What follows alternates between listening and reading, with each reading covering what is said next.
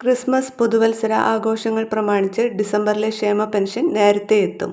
സാമൂഹ്യസുരക്ഷാ ക്ഷേമനിധി പെൻഷൻ ഗുണഭോക്താക്കൾക്ക് വർദ്ധിപ്പിച്ച തുകയായ 2000 രൂപ വീതമാണ് ലഭിക്കുക. ഇതിനായി ധനമന്ത്രി KN ബാലഗോപാൽ 1045 കോടി രൂപ അനുവദിച്ചു.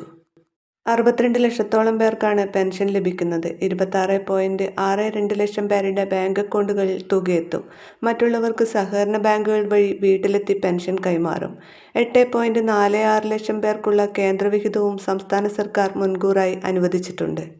നവംബർ മാസം വർദ്ധിപ്പിച്ച ക്ഷേമ പെൻഷൻ അടക്കം 3600 രൂപയാണ് ബാങ്ക് അക്കൗണ്ടുകളിൽ എത്തിച്ചേർന്നിരുന്നത്.